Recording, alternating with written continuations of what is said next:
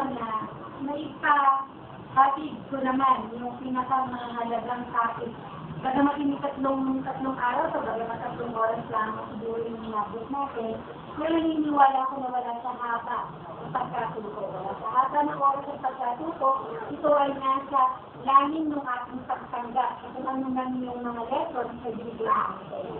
So, meron na kung gusto ipagawang translation para sa ating lahat. Kung sa naabutin sa kanya, pero ang tawag dito is web of life, no? Kahit hindi siya mukhang web, kasi brother naman talaga ito. So kung hawakan mo siya, may hamlet kayo natin dun sa ano. Hindi ka mag-share siya nila.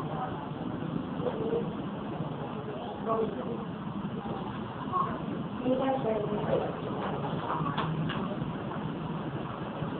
Nawawala ang aking yan. Supposed to yan.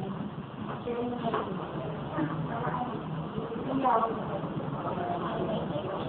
Hindi bitawan. Huwag mo nang bitawan. Spread up ako na.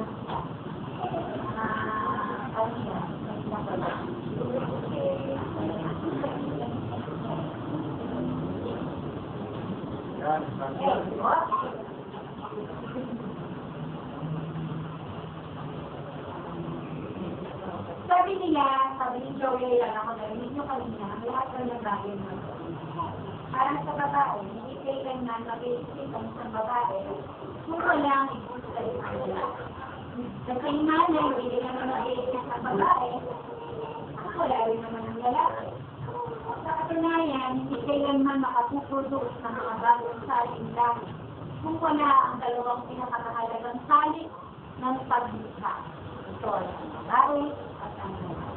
Kaya wala akong nakikitang dahilan para hindi matagpuan ng kahit na sino sa aking lipunan ang sakagtol sa babae at lalaki para maging isang mahalagang salig ng patuloy ng ating bahay. Ang ekonomiya, politika at pag-araw-araw na buhay natin ay tayo ang nagtatapos. Ang babae, ang lalaki.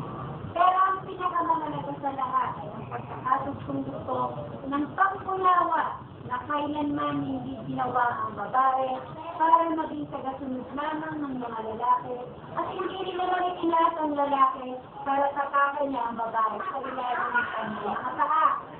Ibig sabihin nito, dapat ang babae at ang lalaki ay dalawang nilikha na mag-e-enjoy o magiging maligaya sa isang pantay na karapatan at obligasyon sa loob ng tahanan, sa pabrika o sa kahit anong kagawaan.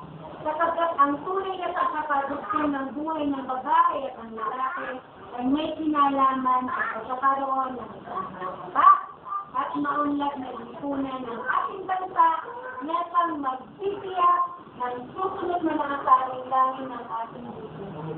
Kapag isa sa inyo, kay babae o lalaki, ang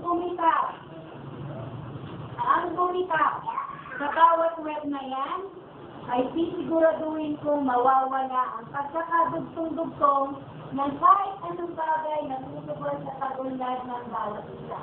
Kaya bigat, kapag nakatid na ang pagkakadugtong-dugtong ng babae at ng lalaki sa kanyang tamang pagkaka-assemble, wala nang saysay ang sinasabi na itungan ng Diyos.